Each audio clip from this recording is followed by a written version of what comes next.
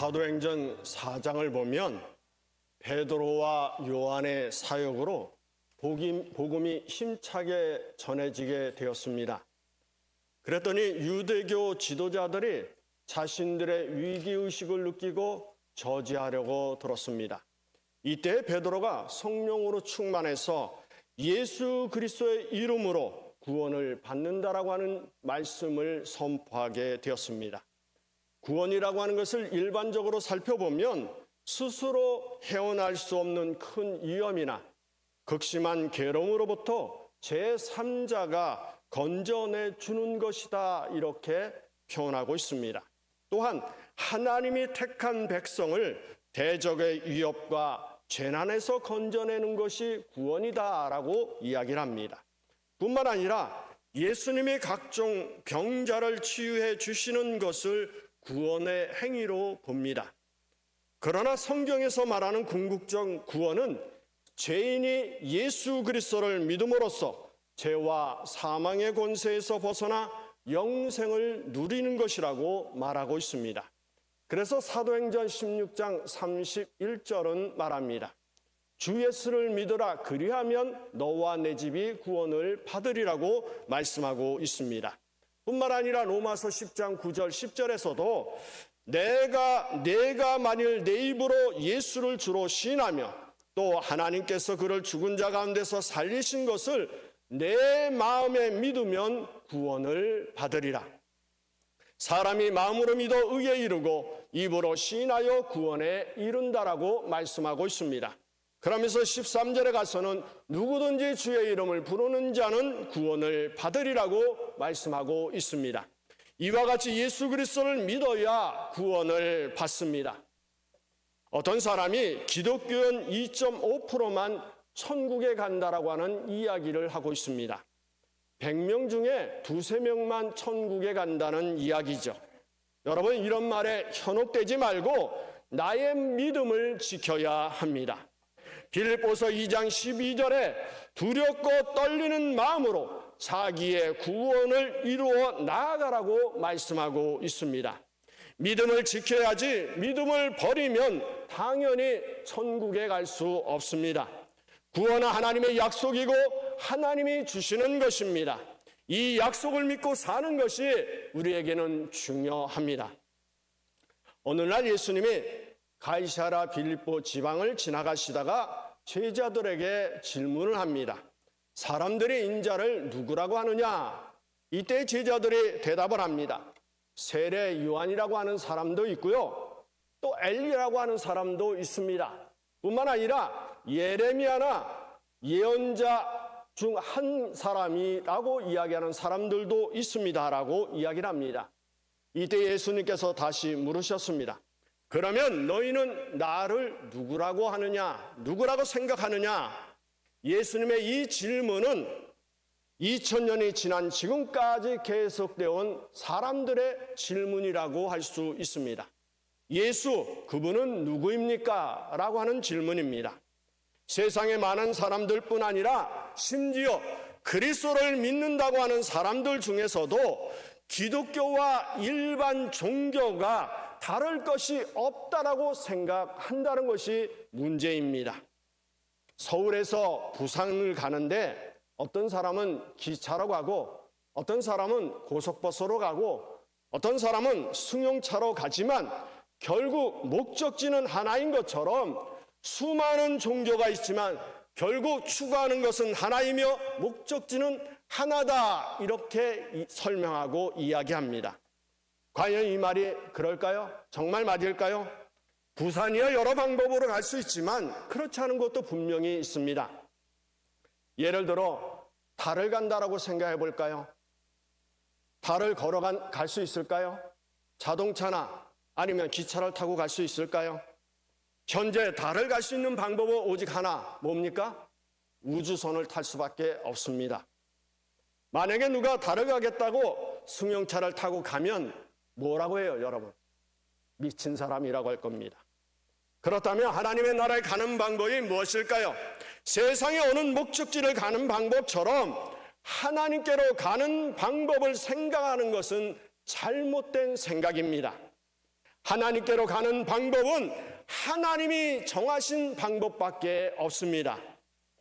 아무리 유명한 사람이 하나님의 나라에 가는 길이 많다고 주장해도 하나님의 방법이 아니면 하나님의 나라는 갈 수 없습니다. 아무리 세상 사람들이 구원의 길을 만들어 놓았다 해도 하나님의 나라는 갈 수 없습니다. 세상의 방법이 아닙니다. 사람의 방법이 아닙니다. 오직 하나님의 방법밖에 없습니다. 세상에서도 교통수단만 해결된다고 갈 수 없는 것이 분명히 있습니다. 우리가 국경을 넘어가기 위해서는 또 다른 장벽을 만나게 돼 있습니다. 우리가 가까운 일본이나 중국을 가는 방법은 배를 타거나 비행기를 타면 분명히 갈 수 있습니다. 그렇다고 오늘 여러분들이 배를 타고 비행기를 타고 일본에 가면 갈 수 있을까요? 갈 수는 분명히 있죠. 그러나 그 나라가 받아주어야 들어갈 수 있다라고 하는 사실입니다. 들어오도록 허락하지 않으면 국경까지는 갈 수 있을지 모르지만 그 나라에는 들어갈 수 없습니다. 일본이나 중국에 당신은 우리나라에 들어와도 좋다라고 하는 사증이 발급되지 않으면 들어갈 수 없다는 이야기죠. 마찬가지입니다. 여러 가지 방법으로 하나님 나라의 문턱까지는 갈 수 있을지 모릅니다. 그러나 하나님께서 허락하지 않으면 누구도 하나님의 나라에 들어갈 수 없습니다. 그런데 국가 간에 이 사증이라고 하는 것, 돈이나 권력을 가지고 발급받을 수 있을지 모릅니다. 하나님 나라는 돈이나 권력으로 들어갈 수 있을까요? 없습니다. 하나님은 뭐라고 말씀하십니까? 성경은 무엇이라고 우리에게 가르쳐 줄까요? 오늘 본문 사도행전 4장 12절은 이렇게 말합니다. 우리 다 같이 읽을까요?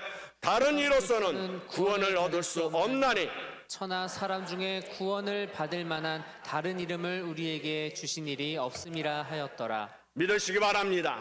요한복음 14장 6절에 내가 곧 길이요 진리요 생명이니 나로 말미암지 않고는 아버지께로 올 자가 없다라고 분명히 말씀하고 있습니다. 그렇다면 왜 다른 분은 안 될까요? 왜 오직 예수 그분만이 우리의 구원자가 되시며 그분만이 하나님 나라에 가는 길이 되실까요? 우리가 먼저 생각할 것은 우리 모두는 분명한 죄인이라고 하는 사실입니다. 여러분 여기 있는 분 모두 죄인이라고 하는 겁니다. 인류의 모든 인간은 죄인이라고 하는 것입니다. 그래서 한마디로 이야기하면 죄인은 하나님의 나라에 들어갈 수가 없습니다. 만약 이런 악한 사람들이 천국에 들어간다고 생각해 보실까요? 천국은 이미 그 모습을 잃어버리고 말 것입니다. 그렇다면 우리는 어떻습니까? 나는 지금까지 죄를 모르고 깨끗하게 살아왔으니까 하나님의 나라는 바로 나 같은 사람이 들어갈 수 있어 라고 말할 수 있는 사람이 있을까요? 다윗은 시편 51편 3절에서 고백합니다.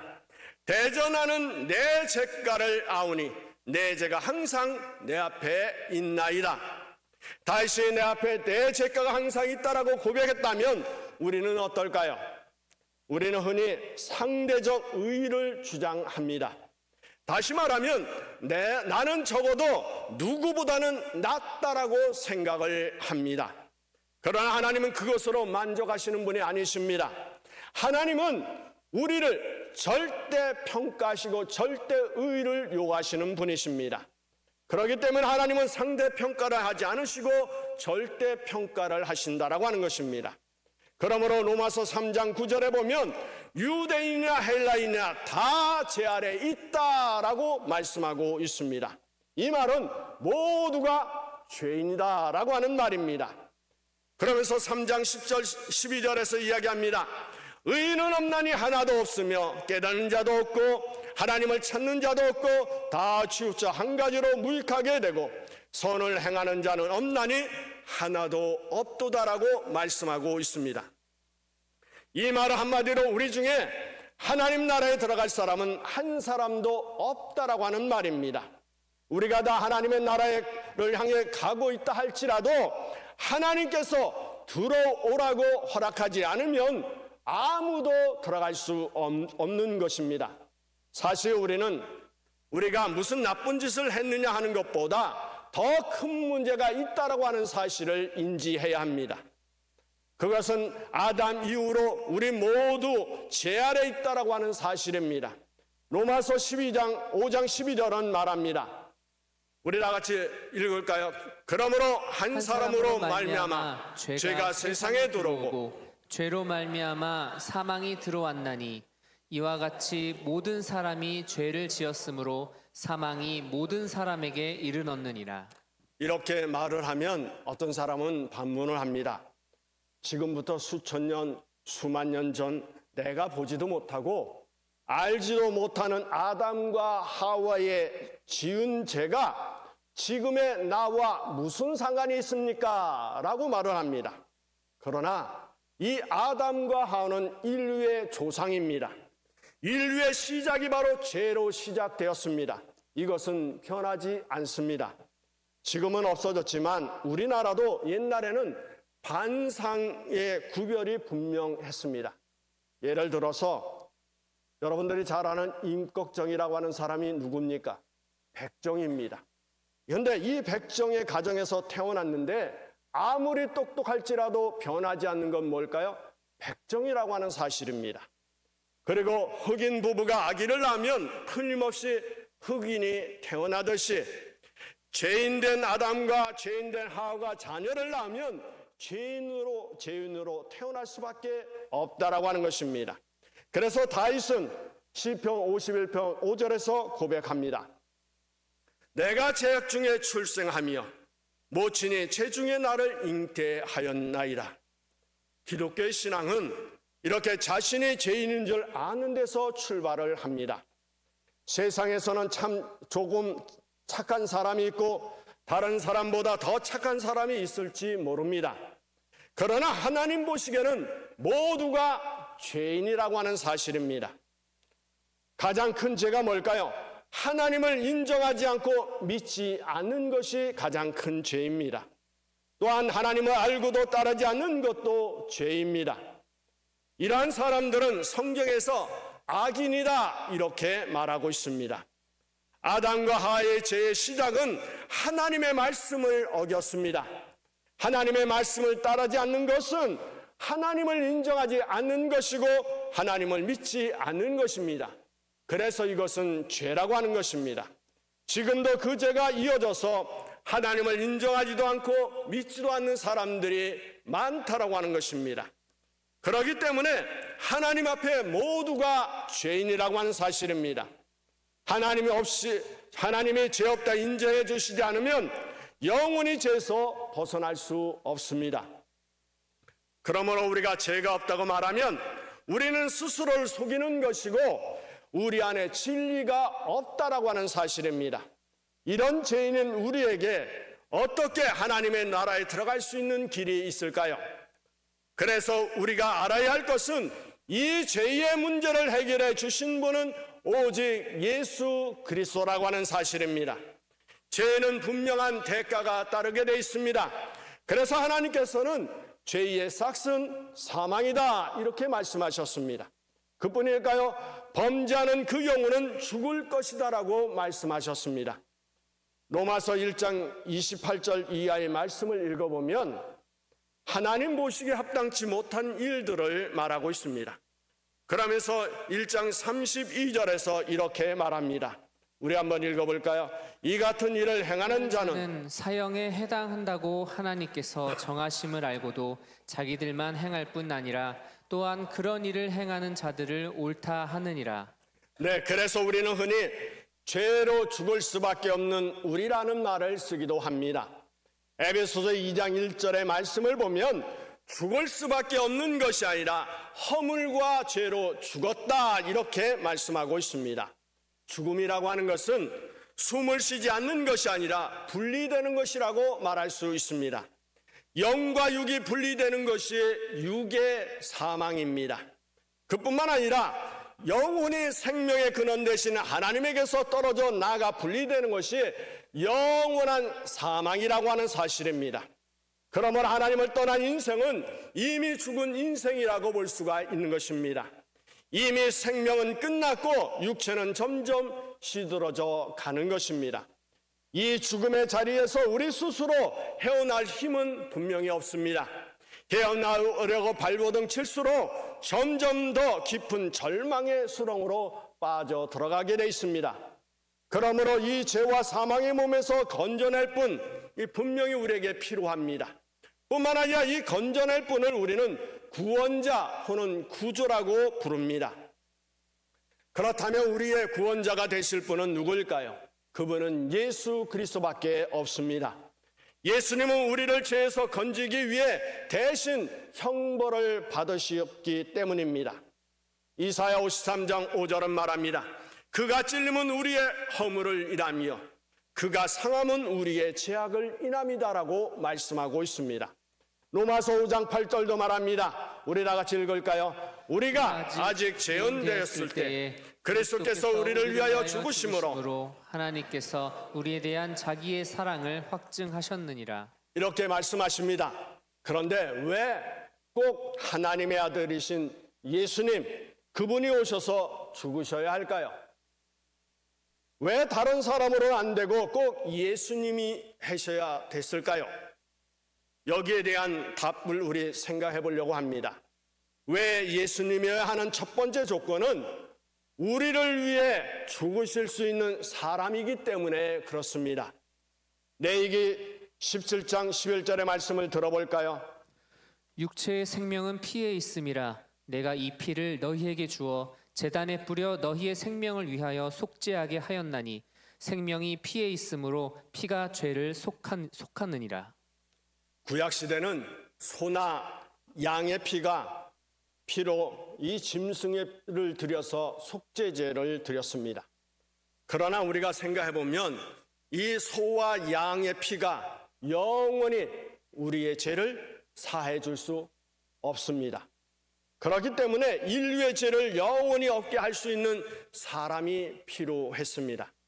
이 사람이 인류의 죄를 위해 죽어야 합니다. 천사나 그 아무 사람도 대신 죽을 수 없습니다. 왜 그럴까요? 한 사람의 범죄로 인해서 모든 사람이 죄인이 되었기 때문에 또 한 사람의 희생 제물이 되어 죄를 위한 피를 흘려야 합니다. 그렇게 될 때 모든 사람의 죄를 사함받을 수가 있습니다. 그렇기 때문에 우리를 위해 죽어야 하는 사람이 있어야 합니다.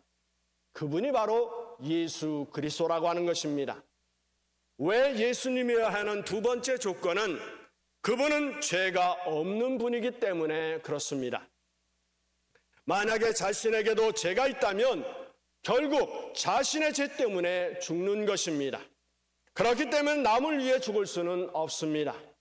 그런데 해 아래 사는 인생 중 죄 없는 사람이 누구입니까? 이미 말씀드린 대로 모든 사람은 죄인입니다. 이미 태어날 때부터 죄 가운데 태어났습니다. 죄가 없는 사람은 오직 죄의 혈통을 따르지 않고 태어나는 사람이어야 합니다. 예수님께서 우리가 사도신경을 할 때도 고백하지만 동정녀 몸에서 태어나신 이유가 바로 여기에 있습니다. 죄인인 부계를 따르지 않고 태어나신 예수님, 성령으로 태어나신 분, 이분만이 바로 우리를 위해 죽으실 수 있는 죄가 없으신 분이라고 하는 것입니다. 예수님은 원죄도 없고 죄를 범하신 일도 없으십니다. 그러므로 예수님은 죄인을 위해 죽으실 수 있는 분입니다. 또한 왜 예수님이어야 되는 세 번째 조건은 그분은 시간과 공간을 뛰어넘는 분이기 때문에 그렇습니다. 만약에 시간과 공간의 제약을 받는 사람이라고 하면 한 사람을 위해서는 죽을 수 있지만 모든 인류를 위해서는 죽을 수가 없습니다. 어디나 계시고 언제나 계시는 분, 이런 분이 아니면 안 된다라고 하는 것입니다. 그렇기 때문에 오직 예수 그리스도가 우리의 구원자가 되실 수 있는 것입니다. 이와 같은 조건과 자격을 갖춘 분이 인류 역사에 있었을까요? 오직 하나님이신 예수님, 그뿐만 아니라 사람이신 예수님만이 모든 인류의 죄를 대신해서 죽으실 수 있는 분입니다. 그러므로 성경에 분명히 이르기를 다른 이로서는 구원을 받을 수 없다라고 과감하게 말씀하고 있는 것입니다. 내 스스로도 나를 구원할 수 없으며 다른 누구도 나를 구원시켜 줄 자가 없기 때문입니다. 그러므로 이제 죄인된 여러분과 제가 할 수 있는 일은 예수 그리스도를 나의 구주로 영접하는 일입니다. 우리가 잘 아는 말씀이지만 요한복음 3장 16절을 힘차게 다 같이 읽어볼까요? 하나님이 세상을 이처럼 사랑하사 독생자를 주셨으니 이는 그를 믿는 자마다 멸망하지 않고 영생을 얻게 하려 하심이라. 믿으시기 바랍니다. 누구에게 영생을 약속하셨습니까? 그를 믿는 자마다라고 말씀하고 있습니다. 하나님께서 아무리 좋은 길을 열어놓는다 할지라도 내가 그 사실을 믿고 그 길을 가지 않으면 아무런 소용이 없습니다. 여러분, 유월절 사건을 기억하시지요? 하나님께서는 출애굽기 12장 13절에서 말씀하셨습니다. 한번 들어볼까요? 내가 애굽 땅을 칠 때에 그 피가 너희가 사는 집에 있어서 너희를 위하여 표적이 될지라. 내가 피를 볼 때에 너희를 넘어가리니 재앙이 너희에게 내려 멸하지 아니하리라. 자, 잘 생각해 보시기 바랍니다. 그 안에 사는 사람이 어떤 사람인지 또 옛날에 어떤 사람이었는지 물었을까요? 묻지 않았습니다. 오직 지금 어디에 있느냐가 가장 중요하다라고 하는 사실입니다. 문설주와 인방의 피를 바른 그 집안에 들어가 있으면 살았다 이야기입니다. 예수님은 요한복음 10장 28절 29절에서 말씀하십니다. 우리 크게 다 같이 읽겠습니다. 내가 그들에게 영생을 주노니 영원히 멸망하지 아니할 것이요 또 그들을 내 손에서 빼앗을 자가 없느니라. 이렇게 예수 그리스도를 믿음으로 우리는 죄에서 해방되었습니다. 죄에서 구원받은 사람은 바로 예수를 믿음으로 하나님의 자녀가 됩니다. 새로 부여된 이 생명은 일시적인 것이 아니라 영원한 생명이라고 하는 것입니다. 그 누구도 빼앗을 수가 없습니다. 우리가 믿어야 할 이는 오직 예수 그리스도밖에 없습니다. 예수 그리스도는 하나님이시면서 인간이십니다. 그렇기 때문에 예수 그리스도는 능력이 있습니다. 구원의 능력, 치유의 능력, 축복의 능력, 모든 능력이 예수 그리스도에게 있습니다. 예수 그리스도를 믿고 예수 그리스도의 이름을 부르면 변화와 축복이 뿐만 아니라 영원한 생명과 치유가 있습니다. 그러므로 예수 그리스도를 믿고 부르면서 하나님의 자녀로서 영원한 생명을 가지고 축복된 생활을 하는 여러분이 되시길 예수의 이름으로 축원합니다.